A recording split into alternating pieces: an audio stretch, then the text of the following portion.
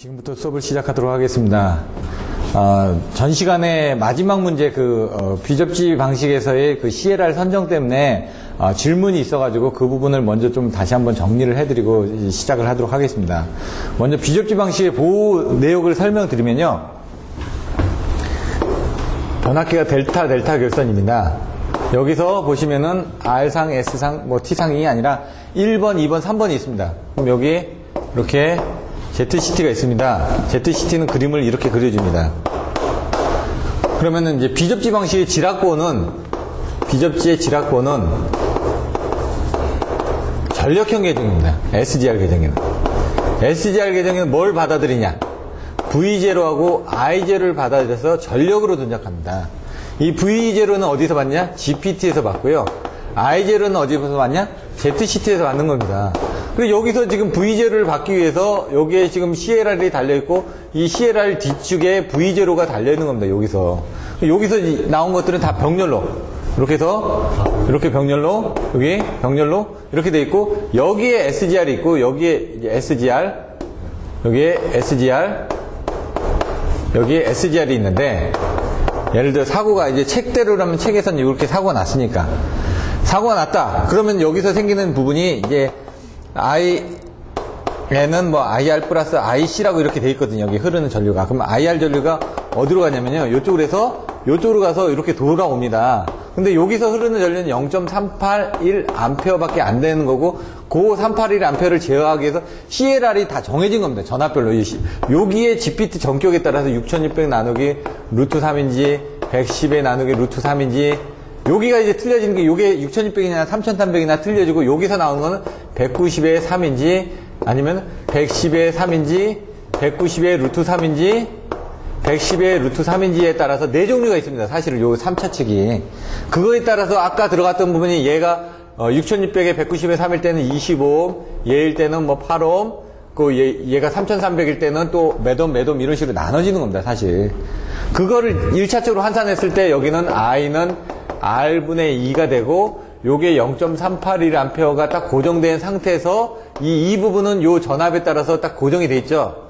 그 상태에서 이 R이 바로 요 CLR의 저항이 1차측으로 환산이 되면서 9분의 1의 N 자승 R인데 이 R에 의해서 요 N 성분 요거의 비율에 따라서 다 틀려질 거 아닙니까? 그 비율에 따라서 틀려진 값에 의해서 이 R 값이 산정이 된 겁니다. 거기는. 자, 그러면 그거는 이제 IR은 됐고, 그럼 IC 부분은 어떻게 되냐? 얘가 이렇게 되면 얘가 이렇게 가면서 충전 전류를 해가지고 C 성분에 의해서 얘가 올라갑니다. 이렇게. 여기도 C 성분에 있어가지고 올라갑니다. 그럼 올라간 성분들이 어디냐면 이 델타 건선을 통해서 돌아가지고 다시 이쪽으로 나오는 겁니다. 이렇게. 내려오는데 고장난 상에서는 고장난 상으로 나오는 겁니다. 고장난 선으로. 선으로 나오는 겁니다. 이쪽으로는 들어가는 거고 여기는 세상에 다 들어가고 세상에 다 들어가는데 나올 때는 고장난 상으로 나오는 거죠. 그 전류가 여기서 왜 IR도 들어갔고 IC도 들어갔지 않습니까? 들어간 전류가 이쪽으로 나오면서 검출이 되는데 그거를 이제 그림을 그려보면은 이렇게 SGR 계정기가 선정이 어떻게 되냐면 IR 성분은 여기 다 있습니다. 이렇게 IR 성분은 얘는 내려간 걸 위로 본 거고 얘는 올라간 걸 밑으로 본 겁니다. 그럼 이 전류의 합은 이렇게 돼 있고, 전류의 합은 이렇게 돼 있다는 얘기죠, 지금. 근데 전압이, 여기 뜨는 전압이 다 연결돼 있죠. 전압이 190V 있대. 110V 있대. 57V 있대. 이렇게 되면서 얘하고 얘는 죽었다 깨어나도 못 만납니다. 왜? 이렇게 돼 있기 때문에. 그런데, 얘 결선이 잘못됐습니다. 이렇게 X자로. 그럼 얘는 이쪽으로 가겠죠. 그럼 가다가 어느 순간에 만나게 됩니다. 그때는 동작한다는 거죠. 그 SGR은 5결선이 문제가 됩니다. 이 5결선이 항상. 방향이. 이게 그래서 방향성 계정기라고 얘기를 하는 겁니다. 근데 여기만 동작을 하는 거죠. 이렇게. 근데 문제는 또 뭐냐. 이 GPT 개수가 많으면은 이 전압이 떨어지면서 감도가 이게 떨어지기 때문에 얘하고 또 안 만날 수도 있습니다. 그래서 그거를 이제 그림을 그려보면 이런 식으로 이렇게 줄어듭니다. 이렇게 원래는 감도가 요거였는데 이렇게 떨어지면서 감도가 줄어든다. 발생할 수 있는 힘이 줄어든다는 얘기예요. 힘이 줄어드니까 구동할 수 있는 토크가 약해지니까 SGR이 못 도는 거죠. 이렇게 힘을 못 받아가지고 당당당당 흔들리기만 하고 보통 일반적으로 여기 200대 1.5mA짜리를 사용하고 있죠. 안전공사 와서 200mA 정도를 흘려주고 나서 여기를 하게 되면 이 SGR이 동작해서 이렇게 붙어서 이렇게 떨어지는 데까지 걸리는 시간이 한 7초, 8초 됩니다. 이렇게. 근데 간격은 이렇게 얕게 돼 있거든요. 아주 딱 고정돼 있습니다. 간격을 못 조정합니다. HAL이라고 해서 약간 조정할 수는 있는데 그건 큰 의미가 없고 이렇게 가서 딱 붙는데 걸리는 시간이 한 7초에서 8초 정도 되더라고요. 옛날에 테스트를 해보니까. 그래서 왜 늦게 동작해도 된다 이거죠. 비접지 계통이기 때문에 얘가 좀 늦게 동작해도 사고에 큰 문제가 없기 때문에 그렇게 설정이 되어 있는 겁니다.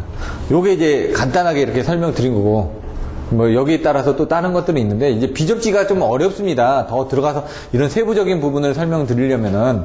그래서 우리나라에만 있기 때문에 이런 부분을 좀 참조를 하시면 될 것 같고요. 사고 전류가 폴트난 그 상으로 이게 다 몽땅 다 내려오는 거예요. 그렇죠. 삼상분이 몽땅 쪽으로. 아, 삼상문이 몽땅 다 내려오는 건 아니고 여기서 이제 다 들어가는데 그 상에 대한 것만 합쳐가지고 이쪽으로 내려오는 거죠. 그러니까 여기는 보시면 하나 둘 셋인데 이걸 세 선으로 그려줘야지만 됩니다. 사실은 한 선으로 그려져 있기 때문에 그쪽으로 다 나오는 것 같은데 세 선으로 그리면 여기 제가 옛날에 그림에 보시면 빨간색, 파란색, 노란색, 빨간색, 파란색, 노란색 해가지고 빨간색이 여기서 돌고 여기는 빨간색만 내려오는 겁니다. 빨간색 두 개에다 이쪽은 검은색이 들어갔다 그러면 검은색도 이쪽으로 나오겠죠. 그러면 이 규제에다가 화살표를 그렇게 해줘야 되는데 이렇게 네. 없어가지고 화살표가 없는. 그러니까 이 비접지를 잘 모르니까 사람들이 그냥 다른 걸 그냥 보고 베낀 겁니다, 다. 근데 이게 벡터적으로 이제 그 안에 그림까지 그리려면 그렇게 그려줘야지만 됩니다. 제가 옛날에 일할 때 이제 그림을 그려놓은 게 있긴 한데 그건 잘 그려놨거든요. 설명하기 위해서 색깔을 넣어가지고. 자, 지그재그 변압기. 이제 뭐 딱 보고 다른 거 딱 넘어가고 지그재그 변압기에 그림이 딱 보시면 요 그림도 아니고 요 그림인데 자세히 보셔야 될 게 얘가 이쪽으로 할 때는 이쪽으로 가 있죠. 얘가 이쪽으로 할 때는 이쪽으로 가 있죠. 얘가 이쪽으로 할 때는 이쪽으로 가 있죠. 그럼 실제로 그림을 보시면은 권수비가 이렇게 감겨져 있는데 이건 뭐냐면 지락전류가 이렇게 들어왔습니다. 영상전류입니다. 영상전류가 들어왔다가 이쪽으로 갔죠. 이쪽으로 가서 이쪽으로 돌아서 갑니다. 얘가 이쪽으로 가는데 실질적으로 얘가 이렇게 간 거고 그 다음에 얘가 돌아오는 놈이 이쪽으로 갈 때는 얘하고 얘가 만납니다. 그건 뭐죠? 없어진다는 얘기죠. 여기서. 그러니까 사실 돌아가는 거는 다른 쪽으로 돌아갑니다. 돌아가지만 그림도 보시면요.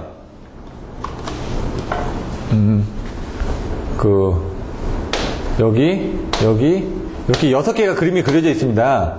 이렇게. 그럼 얘가 권선이 이쪽으로 연결돼 있고 얘가 권선이 이쪽으로 연결돼 있고 얘가 권선이 이쪽으로 연결돼 있든가 그렇습니다. 그럼 얘가 갔다가 사실은 이게 얘가 갔다가 돌아올 때는 이렇게 돌아오는 거죠. 이게 반대로 그려서 이렇게 돌아오는 겁니다. 그러니까 이게 이쪽으로 갔다가 이쪽으로 돌아오는 거예요. 그겁니다. 결국은 그림이. 요 그림을 이렇게 그렸는데 그 그림이 이거죠. 얘가 이쪽으로 갔는데 돌아올 때는 이쪽으로 들어왔으니까 이쪽으로 해서 이렇게 돌아와서 그냥 바깥으로 빠져나간다 이거죠. 그럼 얘는 돌아오고 얘는 돌아오고 얘는 돌아오고 근데 분명히 틀려지죠. 근데 얘가 이쪽으로 들어갈 때 얘하고 얘는 이제 없어지는 거죠. 이렇게 같은 상에 있으니까 얘가 없어지는 거죠. 얘도 없어지는 거죠. 그 개념입니다. 그래서 세 개가 들어갔는데 실제로 이렇게 돌아 나오면서 여기 부분에서는 없어진 것처럼 느껴지는 겁니다. 지금 각각이 그 지그재그라는 게 갔다 왔다인데 이게 그림을 그려지는 게 요거는 잘 그려지신 거고 이게 헷갈리는 부분이 얘가 이쪽으로 가면요. 얘는 이쪽으로 옵니다. 얘가 어떻게 그랬더라? 제가 이쪽으로 갔으면은 얘는 뭐 이쪽으로 들어오고 얘가 이쪽으로 왔으면은 얘가 이쪽으로 들어오고 이런 식으로 이 그림을 이제 그려줘야 되는데 제가 이게 다른 그림을 잘 그려놓은 게 있는데 지금 잘 생각이 안 나서 개념은 이겁니다. 그것만 알고 계시면 되거든요. 그래서 여기 보시면은 나머지는 뭐 전압에 대한 관계니까 그냥 넘어가도 될 것 같고요. 요렇게 그려놨어요. 여기도 이렇게 제가 얘기한 것처럼. 근데 뭐라고요? 이렇게 해서 지금 돌아 나왔는데 얘가 돌아 나왔는데 여기 사실은 이렇게 뒤집혀져 있습니다. 이렇게 반으로 이렇게 뒤집혀줘야지만 보기가 더 편하겠죠. 예, 그림은 이렇게 그렸는데 여러분들이 이해하기 쉽게끔 제가 반을 뒤집어 놓은 겁니다. 왜? 이게 아까 저거하고 똑같은 거거든요. 저 그림은 확실히 이해가 되는데 이렇게 하면 이해가 잘 안 되시니까. 결국 얘가 이쪽으로 흘러가면서 하는데 얘가 지금 벡터적으로는 반대로 돌아가게끔 돼 있기 때문에 서로 상쇄가 되는 겁니다.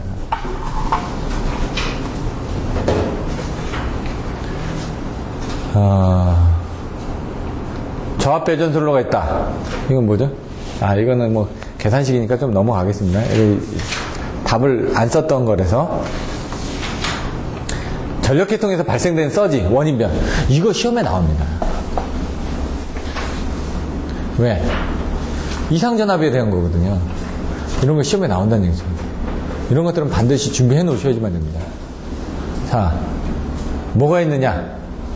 무유변 영춘고. 무유변 영춘고. 생각나시나요? 단락전류 차단시.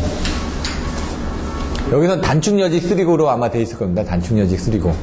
무유변 영춘고 뭐 그런 부분인데, 무부하, 유도성 부하, 무유변, 변압기 쪽 부분일 때 하는 거,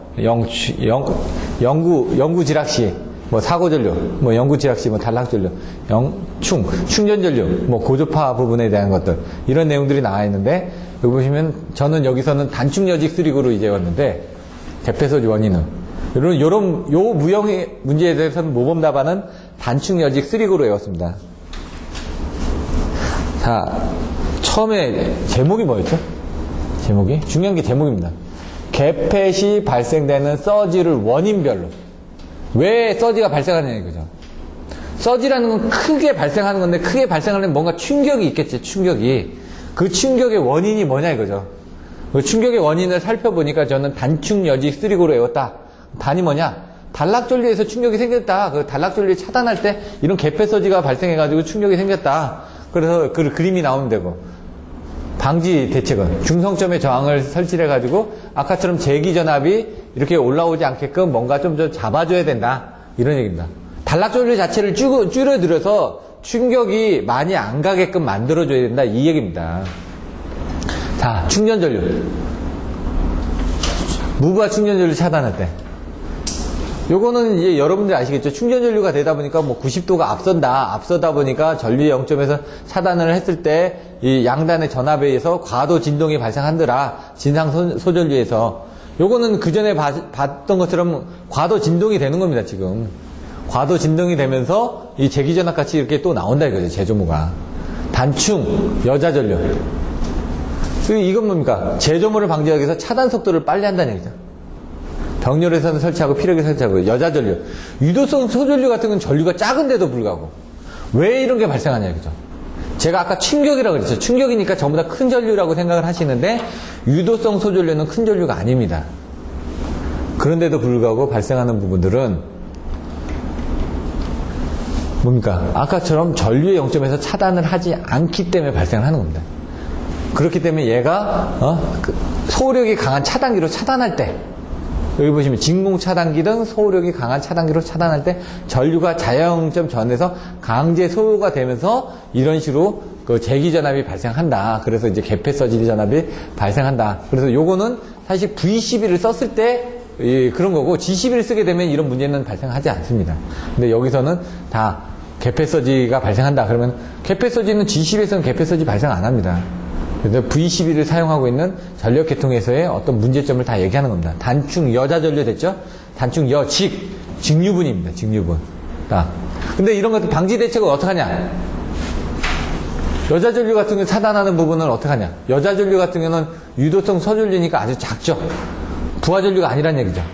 그러니까 뭐라고요? 차단기로 차단하지 말고 달로기로 차단하라는 얘기입니다. 달로기로. 그게 대책입니다. 방지 대책에 갔으면 달로기로서 차단하고 콘덴서 설치해가지고 뭔가 흡수하고 그 얘기입니다. 왜? 이거는 적은 전류니까 굳이 적은 전류를 왜 차단기로 차단하느냐 이거죠. DS로도 충분히 차단할 수가 있으니까. 그래서 대책이 그게 되는 겁니다. 단축 여직, 직류분해에 대한 것. 쓰리고, 고속도 제페로시 차단. 고속도 제페로시 차단이 먼저 나왔네요. 그래서 요거는 빨리 고속도 제페로는 HSGS 아닙니까? 선행, 후행 해가지고 빨리 어싱 해가지고 그 안에 사고 났을 때 안에 있는 이온을 대지로 방전시킨 다음에 다시 빨리 투입하는 거죠. 그래서 보시면 잔류전환을 빨리 대지로 방전시킨 다음에 투입하면 문제가 되지 않는다 이거죠. 시간하고 관계가 있으니까. 뭔가 충격은 단축 여직, 여기 직류 부분이 있네. 직류를 차단했을 때는 이런 식으로 아크가 생긴다. 그래서 이 직류 부분에 대한 것들을 차단할 때는 어떻게 된다? 뭔가 흡수할 수 있는 바리스터나 ZNR 등을 한다. 이런 것들은 어떻게 되냐면, 마그네틱 콘택트도 차단할 때 보시면은 380V의 마그네틱 콘택터를 차단하죠. 그럼 그때 그 서지가 발생합니다. 그 서지를 흡수를 하기 위해서 거기다 보통 바리스터를 답니다.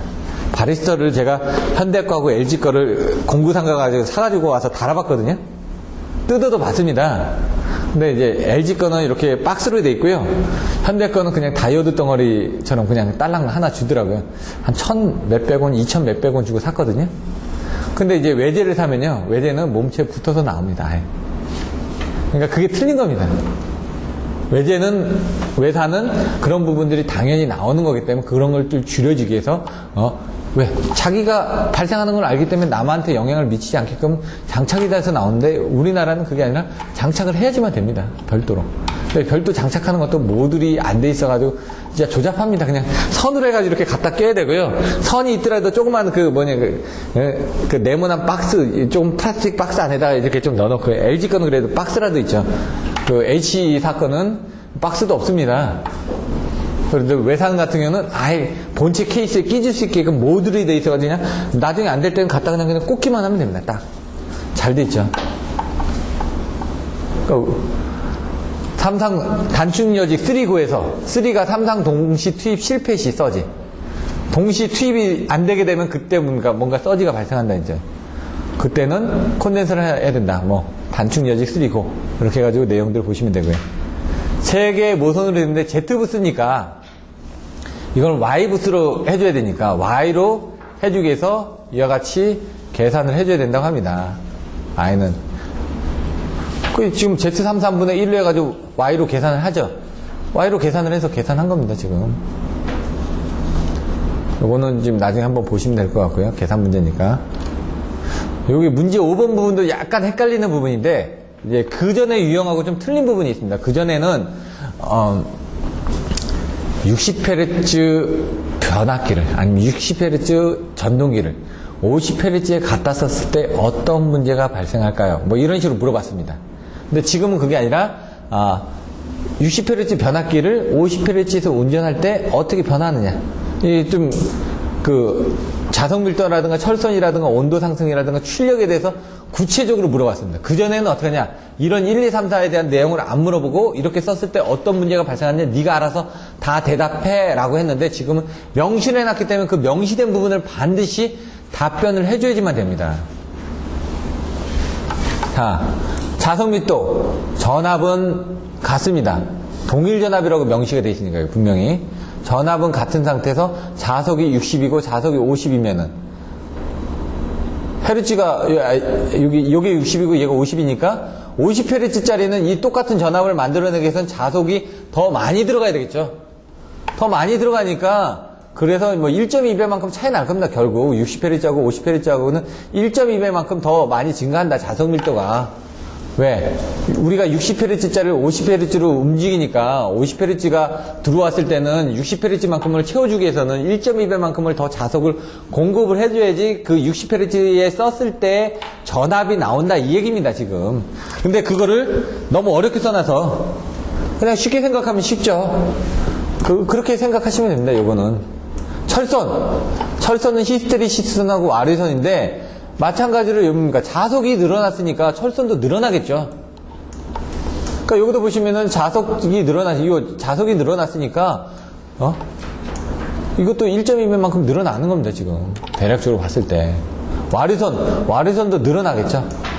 그 와리선은 변화가 없네요. 죄송합니다. 지금 주파수에도 지금 자성에 비례하기 때문에 변화가 없네요. 이건 주파수에도 비례하기 때문에 와리선은.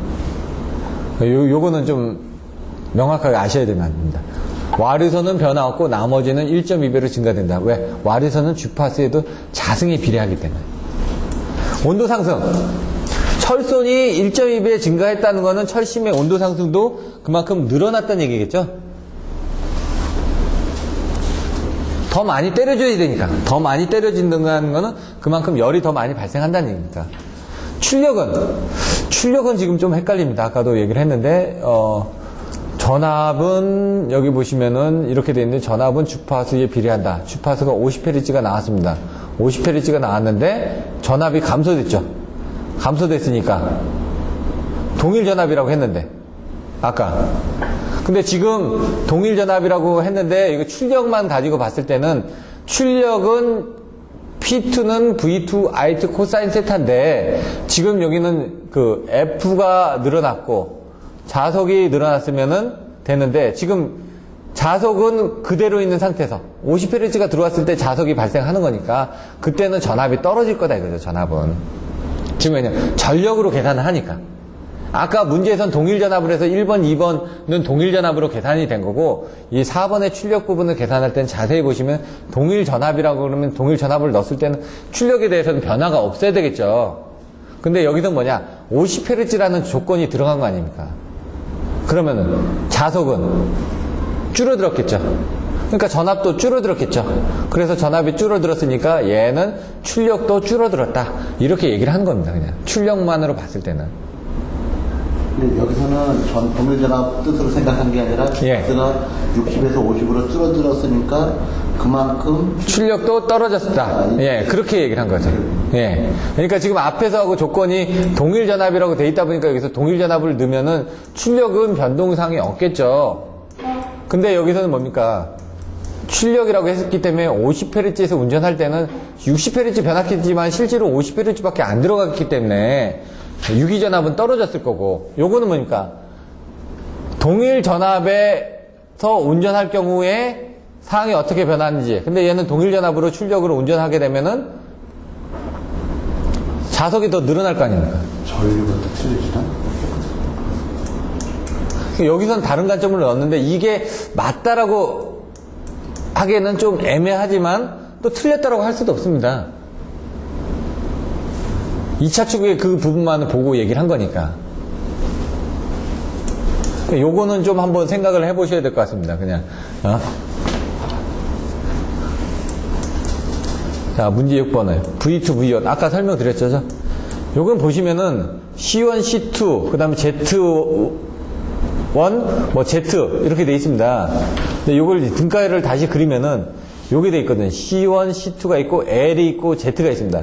결론은 뭐냐면 이 Z에 무관하게 여기에 뭘 달든 간에 얘 전압은 이 Z에 무관하게 일정하게 이 C1하고 C2의 분압에 의해서 나온다라는 겁니다. 이 L하고 상관없고 이 Z하고는 무관하게 요 분압에 의해서 C1, C2만 정해지면은 얘는 요 전압에 걸리는 건데 단지 이 Z 부분은 이쪽으로 들어오는 부분을 전류를 줄여주는 거죠. 줄여주는. 보호하기 위해서 그냥 저항을 달아준 것 뿐입니다. 근데 그걸 수식으로 정의를 해라. 그렇게 만들어 놓은 거거든요. 그래서 보시면은 왜 이렇게 하냐. 1호사 같은 데는 전압이 엄청나게 크게 걸립니다.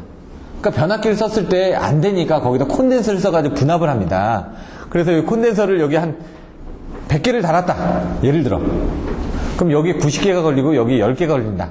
그럼 여기 10개 쪽에 관련된 전압만 인가되는 거지. 이 2차 측에 왜 저항을 달아놨는데 그 저항에 의해서 여기 전압이 걸리는 게 아니다라는 얘기입니다. 지금. 이런 거 같은 경우도 25점짜리를 나왔었거든요. 한 번쯤 다시 나올 때가 됐습니다. 두 가지 방법이 있습니다. 별해로 해가지고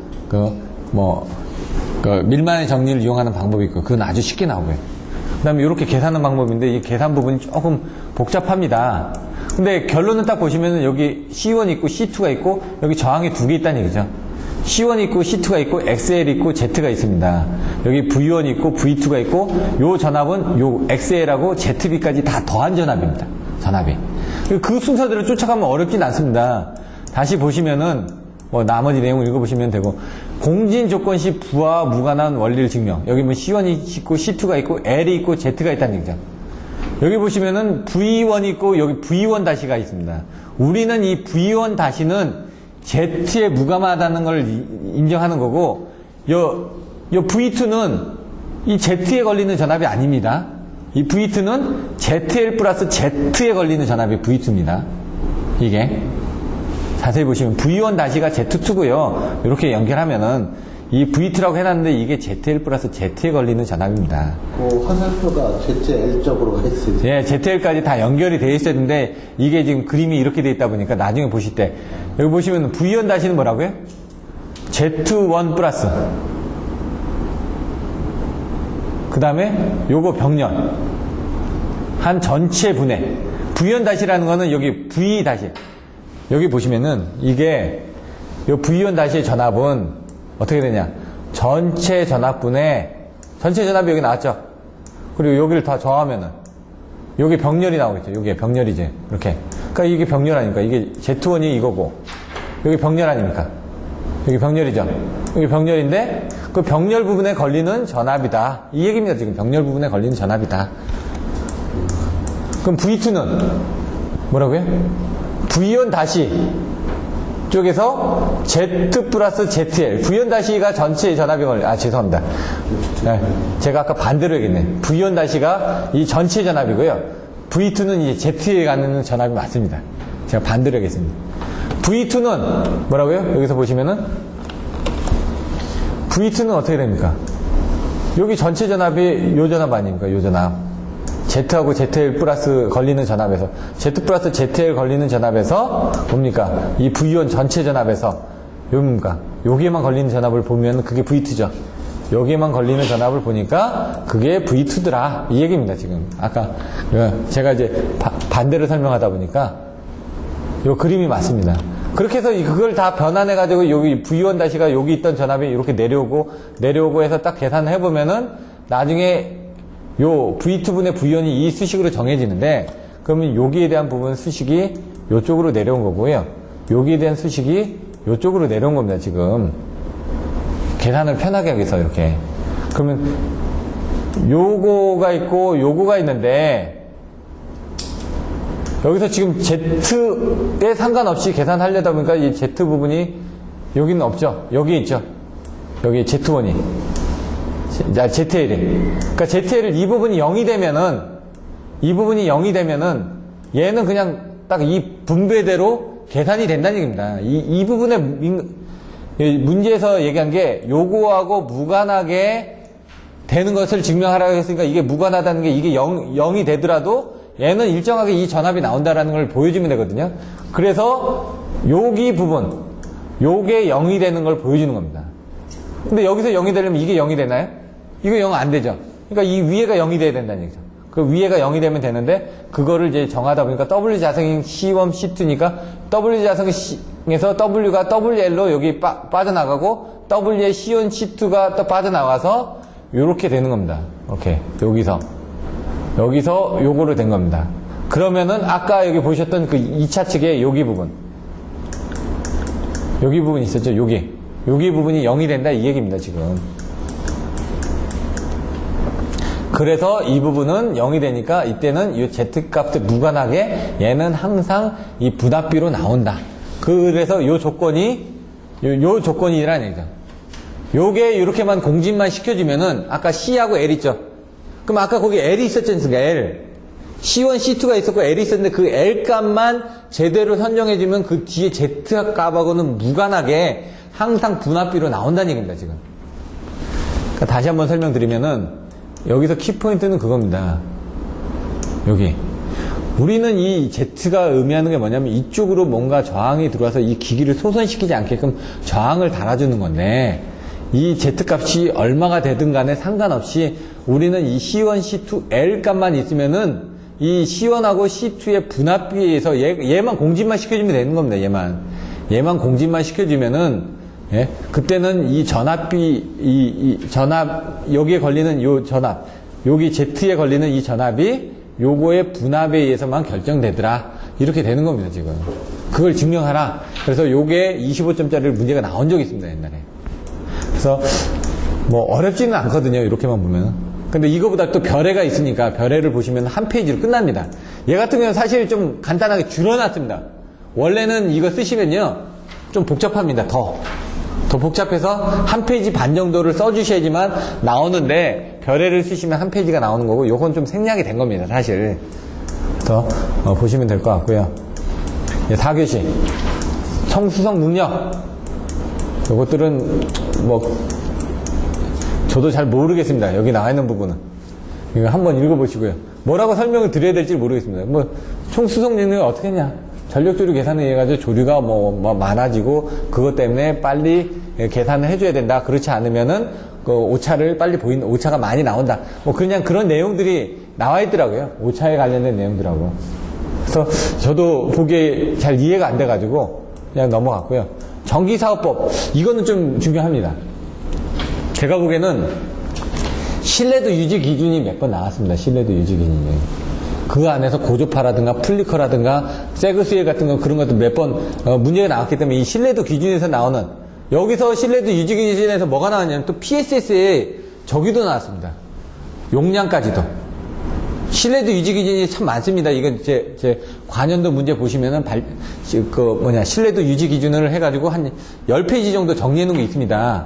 그 안에 있는 내용들을 지금 요약을 해 놓은 겁니다, 여기는. 관연도 문제 풀이 부분 보시면은, 거기서 발전기 출력 허용 변동치가 몇 프로 이내에 돼야 된다. 그 경사 변동폭이 20% 이하가 돼야 된다. 뭐 이상이 돼야 된다. 석탄 발전소의 출력 변동량이 이렇게 돼야 된다. 이 얘기는 뭐냐면, 요거 이상 출력을 해서 카바를 할 수 있게끔 충분한 능력을 가져야 된다는 얘기입니다. 여기 이상이라는 거는 그만큼은 정격 용량의 20%를 내가 순간적으로 치고 갈 수 있어야 된다.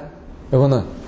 네, 발전기 출력 변동량, 경사 변동량은 여기 연속적인 출력 변동이고, 발전기 출력은 순간적으로 분당 메가와트를 몇 프로 이상, 자기 최대 전격 출력의 몇 프로 메가와트라니까, 내가 20메가와트짜리입니다. 그럼 3%면은 뭡니까? 20메가와트짜리 3%면은 0.6메가와트죠. 0.6메가와트를 분당 올려줄 수 있어야 되만 된다는 얘기죠. 출력을. 그런 식으로. 근데 보시면은 가스터빈이나 이런 것들이 순간적으로 출력을 많이 올려줍니다. 부하 분담률이 좋다는 얘기죠. 원자력 같은 건 낮습니다. 그 다음에 석탄, 중유, 가스로 올라가면서 여기 가스가 화력이 더 좋으니까요. 그 다음에 수력이 더 올라갑니다. 수력은 순간적인 운동 속도가 빠르니까.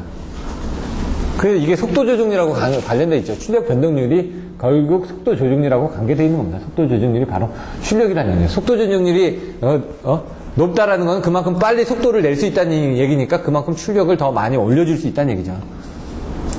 발전기 무유전력 출력을 어떻게 하느냐, AGC 같은 거 어떻게 해줘야 되느냐, 발전기 주파수 조정량을 어떻게 확보해야 되느냐, 조석기 운영은 어떻게 해야 되느냐, 그리고 여기 PSS라든가 그런 내용들도 나와 있습니다. 사실 자동전압 조정 장치는 어떻게 해야 되느냐, 개통 안정화 장치, PSS는 500MV 이상의 동기 발전기는 개통 안정화 장치를 구비해야 된다 해가지고 이 개통 안정화 장치에 대한 문제가 옛날에 나왔었습니다.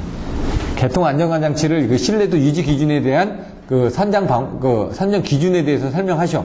그래서 500MV 이상에 대해서는 무조건 PSS를 설치하여야만 한다라고 설명하고 거기에 대한 PSS에 대한 내용들, 그런 것들을 설명하는 문제가 있었습니다. 관연도 문제. 그러니까 이 신뢰도 유지 기준은 여기에 지금 요약되어 있는 이런 부분에 대해서 한 번쯤은 신뢰도 유지 기준에서 뭐뭐들을 얘기하고 있구나, 요 문제에서는 뭐뭐들을 얘기하고 있구나, 간단하게 대제목이 나와 있으니까 그 대제목 정도는 여러분들이 보셔야지만 된다는 얘기죠.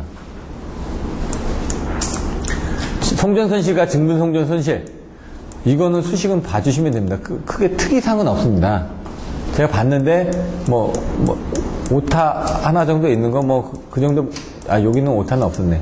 여기서는 큰 문제는 없습니다. 다 쫓아서 그냥 요게 이쪽으로 들어오고 요게 이쪽으로 들어오고 이런 식으로 하시면 됩니다. 근데 시간 관계상 이거는 좀 생략을 하고요. 변전설비 콘덴서를 산정할 경우 변압기 용량 증설 없이 수전이 가능하다.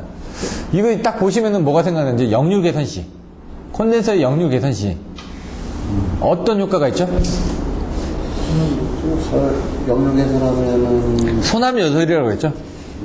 전력 손실의 경감, 전압 강화, 경감, 요금 절감, 소남 요설, 설비 이용률 증가, 항상 해가지고 여기 보시면 용량 증설 없이 수전이 가능하다. 이런 부분에 대해서 어떻게 되는지 계산해서 설명하라 이겁니다. 역류 개선에 의한 설비 용량의 여유 증가, 소납 요설에서 설비 용량의 여유 증가가 어떻게 되는지를 보시면은 벡터도를 이렇게 해석하면은 콘덴서를 달기 전에는 기존 부하를 이거밖에 못 썼는데 콘덴서를 다하니까 새로운 부하를 조금 더 달아서 덜 쓸 수 있더라. 이 얘기입니다, 지금. 이게 14장에 나옵니다, 송배전공학에. 이 그림이. 자, 그림으로 그려보면 이거라는 얘기죠. 잘 보셔야 될 게 S는 똑같습니다. 우리가 쓰고 있는 요게 S는 나는 S는 요만큼 쓰고 있었습니다. 근데 역률이 안 좋습니다. 그러다 보니까 나는 여기에 해당하는 P밖에 공급을 못했다는 얘기죠. 이게 기설부합니다. 근데 내가 이 S 부분은 똑같습니다. 요게 1으로 갔으니까 S 부분은 똑같은데 문제는 뭡니까? 역률이 증가가 됐죠. 역률이 증가되니까 어떻게 됩니까?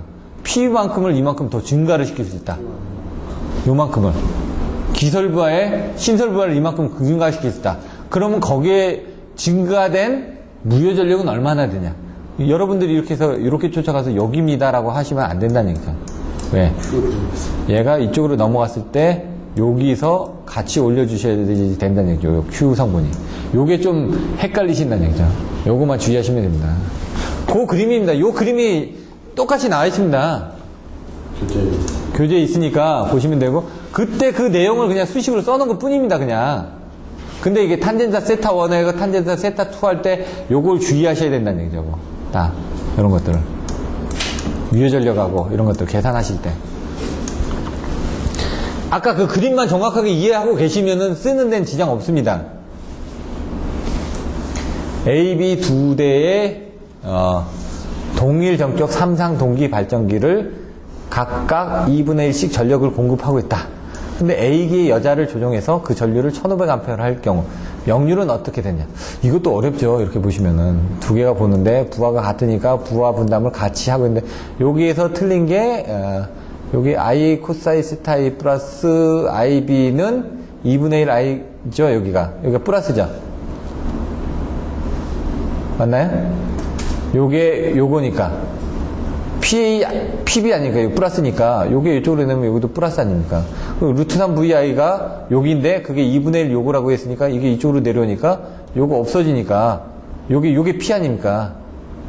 여기 플러스가 되는 겁니다. 여기가 그러니까 이게 P 이게 뭐냐면 A 쪽에 전력을 쓴 거랑 B 쪽에 전력을 쓴 게 전체 전력이다 이거죠. 지금 50%씩 분담했다고 그랬으니까 전체 전력은 A 쪽에 쓴 거하고 B 쪽에 쓴 거의 합이다 이 얘기죠. 근데 그 부하가 같으니까 얘는 반만 쓴 거죠. PB는 각각 전체 전력의 반만큼을 썼다. 그래서 지금 보시면은 PA 쪽에 대한 전력이 여기서 내려왔고 PB 쪽에 대한 전력이 이렇게 내려왔다는 얘기죠. 이거는 같다라고 여기 돼 있으니까 요 수식이 이렇게 된 겁니다. PA는 이렇게 됐고 PB는 이렇게 됐다. 그러면 2분의 1 PA 플러스 PB니까 요거는 이렇게 된 거다. 그럼 뭐 어떻게 되는 거야? 요 수식을 정했을 때는 요 수식을 PA는 뭐라고요? 요거죠. PB는 요거죠. 그거 더한 건 뭐라고요? 요거다 이거죠. 잠깐만 여기는 이건 맞는데 루트 3 V를 다 뺀 건데 루트 3 V를 다 뺀 거니까 요거는 같은 거네요. 요거는 그리고 이제 다음 페이지에 무효분의 사인 시터는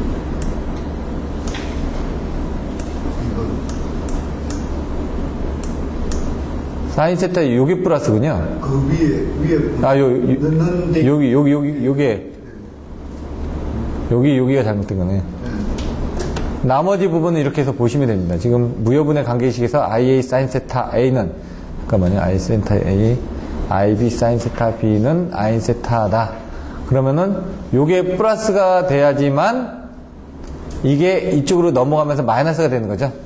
여기가 플러스가 돼야지. 여기가. 그래야지 이 IA 사인 세타가 이쪽으로 넘어가면서 이렇게 마이너스가 되는 거죠. 마이너스 맞잖아요. 아니 여기가 플러스가 돼야지. IB 사인 세타가 이쪽으로 넘어갔죠. 그럼 I 세타가 이쪽으로 넘어갔죠. 그럼 얘가 이쪽으로 넘어가야 되는데 그럼 여기가 플러스 된 상태에서 얘가 이쪽으로 넘어가야지 마이너스 I 세타가 나올 거 아닙니까? 그러니까 요게 플러스가 되어 있어야지만 얘는 이쪽으로 내려갔죠. 얘는 이쪽으로 내려갔죠. 그럼 요 앞에 있던 요 I 사인 세타가 요 뒤쪽으로 넘어가면서 마이너스로 돼야 되니까 얘가 플러스가 되어 있어야지만 얘가 뒤쪽으로 넘어가서 마이너스가 되는 거죠. 여기가 플러스라는 얘기입니다, 지금. 요 수식하고 맞추려면. 이렇게. 네, 그것 때문에. 나머지는 큰 건 없었던 것 같고요. 그 중간에 있는 1500 그것도 좀 더 플러스 받게 돼 있는 그 밑에. 그 공식 숫자로 돼 있는 거 1500 바로 앞에도 전부 다 플러스 받게 돼 있는데. 아니, 여기 마이너스가 맞죠. 아, 저 위에가 플러스. 예. 여기는 그렇고, 여기 마이너스가 되죠. 요 수식에서. 그러니까 여기가 플러스가 되는 겁니다. 수식적인 부분 좀 넘어가고, 캐스케이드. 캐스케이드 방식이 어디서 나오죠? 원래? 송배종 공학의 12장의 좌압 뱅킹 방식에서 2차 측의 캐스케이딩 현상이라는 부분이 나온다는 얘기죠. 캐스케이딩 보호가 되는 부분의 동작 특성 및 차단 협조에 대해서 설명하라. 캐스케이딩은 좌압 뱅킹 방식에서 나오는 겁니다. 그래서 캐스케이딩 부분에 대해서 이렇게 2차 측을 연결했을 때 요거하고 지금 선택 차단이 되게끔 캐스케이딩이 나오면 선택 차단 디스크리미네이션이 나와야 된다는 얘기죠. 그래서 캐스케이딩은 여기 선택 차단이 되지 않고 파급 사고가 일어나는 것들을 캐스케이딩이라고 한다라고 이제 그림을 그려놓은 겁니다. 요게.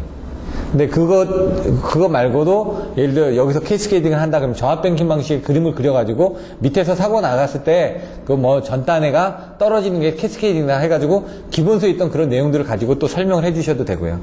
근데 이 그림도 좋은 내용이기 때문에 같이 해주셔야 된다는 얘기죠. 여기서 보시면은 여기서 사고가 나왔는데 여기가 떨어지지 않고 여기가 떨어지는 거다. 이게 캐스케이딩 파급이 되는 거다. 그런 내용들이 나와 있는 겁니다. 그래서 캐스케이딩을 하려면은 사실은 MC12가 원래 이제 용량별로 보시면은 이런 식으로 이제 MC12 용량이 이렇게 차이가 나 있거든요. 이런 식으로 용량별로 이렇게 다 제작이 되어 있습니다. 외산들은 이렇게 단계별로. 그렇기 때문에 자연스럽게 캐스케이딩이 됩니다. 몸체를 거기다 갖다 쓰면은. 근데 국산 같은 경우는 이런 특성들이 안 되다 보니까 좀 겹쳐지거나 그런 부분이 생긴다는 얘기죠. 이렇게 아까처럼 이렇게 겹쳐진다 이거죠. 겹쳐지면 이런 구간에서 사고 났을 때는 이 위에 게 먼저 떨어진다 이거죠. 아까 그림을 보시면 얘가 이렇게 있고 얘가 이랬을 때는 사고가 났을 때 얘가 먼저 떨어지고 얘가 나중에 떨어지니까 캐스케이딩이 발생 안 하는데 얘가 이렇게 가다가 얘가 이렇게 먼저 내려왔다. 그러면 제가 갔을 때 요 위에가 먼저 동작하죠. 그래서 내가 사고는 여기 먼저 동작해야 되는데 불구하고 위에가 먼저 동작하는 그런 캐스케이딩이 발생할 수 있다. 그런 부분이 앞에서 그림으로 설명이 되어 있다는 얘기죠. 그 그림이 캐스케이딩을 설명하기 가장 좋은 그림입니다. 기본 서책에서는 그냥 구분 표지가 끊어져서 간다 이렇게만 내용이 나와 있는데 실질적으은 그게 아니라 이런 식으로 내용을 써주셔야 된다는 얘기죠. 캐스케이딩이 저압만 나타나는 게 아니라 고압에서도 릴레이 세팅 같은 거 잘못하면은 그렇죠. 단계들을 따라가면 네. 떨어져서 다 죽는. 그렇죠. 근데 이제 그거는 이제 보호협조의 개념으로 가는 거고 캐스케이딩이라는 거는 뭐냐면요. 몸체가 딱 정해져 있습니다. 그건 보호계정기로 조정을 할 수가 있습니다. MC12는 조정이 안 됩니다. 조정이 되는 타입이 있고 조정이 안 되는 타입인데 MC12 벽끼리 서로 간에 선택 차단이 돼줘야 되는데 다른 용량을 써주면 된다는 얘기죠. 예를 들어 여기는 250A를 쓰고 여기는 100A를 쓰고 여기는 60A를 써가지고 단계별로 몸체가 틀린 거를 써주면은 캐스케이딩에서 서로 사고가 나더라도 동작을 하지 말아야 되는데 외산 같은 경우는 그런 것들이 딱딱 정해져 있습니다. 몸체별로. 근데 이제 국산 같은 경우는 비슷한 걸 썼다. 그러면 외산 같은 경우는 거기서도 이걸 조정을 해줄 수가 있습니다. MC12 내에서도 시간 조정을 해줄 수가 있기 때문에 얼마든지 캐스케이딩 부분을 조정해 줄 수 있는데 국산 같은 경우는 지금은 이제 조정하는 타입이 나오는데 옛날엔 조정하는 타입이 없다 보니까 비슷한 타입 뭐 100A를 쓰고 160A를 썼다 이건 문제가 됩니다. 100A하고 250A를 썼다 그러면은 확실하게 선택 차단이 되는데 100A하고 160을 쓰게 되면 이게 그 같은 영역에 들어오다 보니까 100A짜리 밑에서 사고 난 부분에 대한 사고에 대해서 상위에 있는 160A짜리 MC12가 동작할 수 있더라. 이런 내용입니다, 지금, 결론은. 그래서 그거를 요즘에 160A짜리 차단기들은 그런 것들 봐가지고 조금 더 올려준다든가 이런 식으로 해서 선택 차단이 되게끔 맞춰줄 수 있다라는 얘기입니다. 그래서 보시면은 동사의 제품을 써야 된다. 다른 회사의 제품은 다른 특성을 가지고 있기 때문에 다르게 썼을 때는 분명히 그런 캐스케이딩에 의한 장애들이 생길 수 있기 때문에 같은 회사의 제품을 써줘야 되고 그 다음에 같은 회사 제품에서도 좀 다른 특성을 가지게끔 서로 구분을 지어서 써줘야 된다는 얘기죠. 그래서 어떻게 했냐 몸체는 프레임 보시면 250A 프레임이 있죠. 근데 트립을 조정을 하는 겁니다. 그래서 250AF/200AT로 되어 있습니다. 그럼 여기는 뭐냐 아까 보셨던 것처럼 250AF를 쓰고 200A를 씁니다. 얘는 160AF를 쓰고 뭡니까 100을 씁니다. 이건 100AF를 쓰고 30을 씁니다. 그러면 이게 맞춰질 수 있다는 얘기죠. 근데 그게 아니라 여기서 이제 같은 내용을 쓰게 되면은 여기는 뭐 여기 200이었으니까 여기 지금 160AF를 쓰게 되면은 어떻게 합니까? 같은 특성 아닙니까? 그때는 사고 났을 때 얘도 동작해버린다는 얘기예요. 프레임 용량이 견디는 용량이기 때문에 프레임 용량에서 트림 용량을 조정을 하든가 아니면 세팅치를 조절을 해가지고 걔에 대한 선택 차단이 가능하게끔 조절을 해줘야 된다는 얘기예요. 분명 프레임별로는 자기가 몸체가 견딜 수 있는 아까 그 가이드라인이 분명히 다 정해져 있습니다. 그런 내용들입니다. 그래서 적용 시 반드시 제작업체에서 권장하는 동일 형식 제품을 사용해가지고 어느 스텝별로 쪼개주기만 하면은 얘는 선택 차단이 되더라. 근데 이거는 외사는 정확합니다. 왜냐면요, 외사는 이걸 다 테스트를 해가지고 전수 테스트를 해가지고 실험실에서 다 해가지고 백데이터가 다 있습니다. 모든 별로 해가지고 백데이터가 다 있습니다. 근데 국산은 그런 백데이터가 다 없습니다. 그래서 예를 들어 우리가 형식 승인을 받을 때 380V의 메카 받죠. 그럼 460V의 메카라고 되어 있는데 그건 형식 승인을 안 받은 겁니다.